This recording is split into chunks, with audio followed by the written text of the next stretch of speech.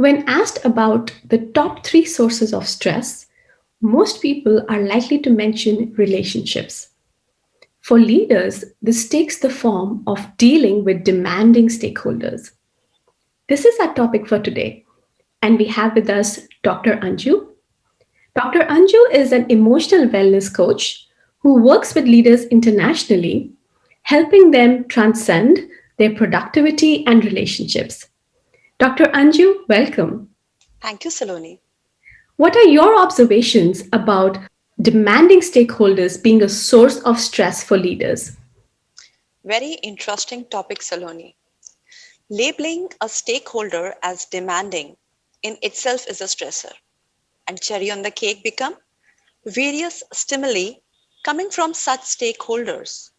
Have you ever felt that discomfort merely by reading the name of your boss in the mailbox? Or listening to mention of a very demanding client in the meeting? Or that line from your peer, boss wants to see you now. In such a scenario, accumulation from past experiences can act as fuel.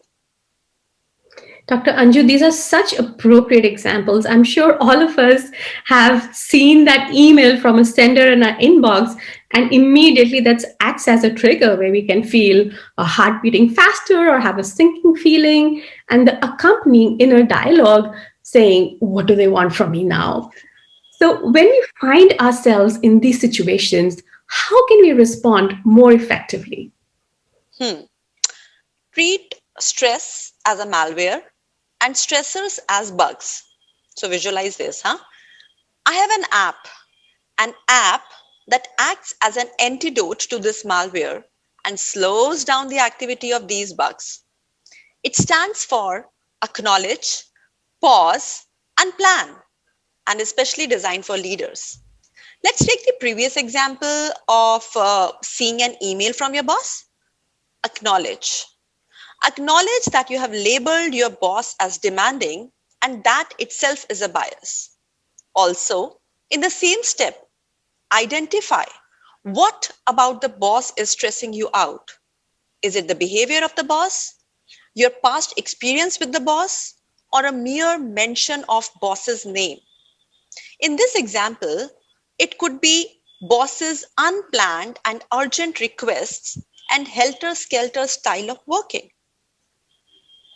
That is so true. The minute we are able to acknowledge our own bias and the fact that we have created this label and try to think about what about them is stressing us out, it helps create that pause and enable us to make that shift. Fantastic. Thank you so much for validating. And I continue with my app. P. P stands for pause. This is the step where you shift from feeling to thinking. So, to prevent amygdala hijack, this helps you identify your trigger and now analyze why are you getting stressed. So, in this example, it could be that my boss's working style is not aligned with my style. Try to think of the reason behind your boss's behavior now. Is it to exploit you? Put you under pressure? Seemingly no. Could it be that he trusts me and has confidence that I can provide him the solution? Oh, yes. Chances are high here. P for plan. Can you plan your response with a positive frame of mind now? By all means, yes, try it. Keeping in mind the objectives that you want to achieve, as a leader, think of how you can best craft the message to engage your stakeholder in terms of the content, channel, and time of communication.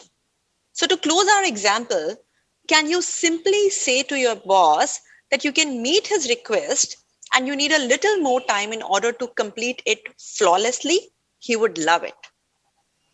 Dr. Anju, I am feeling relaxed just listening to how you have closed this example. With a little bit of conscious effort, we can pause our automatic stress response of fight, flight, or freeze and move to acknowledge, pause, and plan, not only to manage our stress, but also to achieve better results and relationships. Absolutely. And stress will automatically be released because now you are concentrating on a solution and not on the escape route. Yeah, very well said. Dr. Anju, thank you so much for sharing your easy to remember and effective app approach with us. Thank you so much, Saloni. Viewers, next week we will be back with a very special episode where one of our experts will be sharing her real life story of winning over cancer. See you next week. Thank you. Thank you.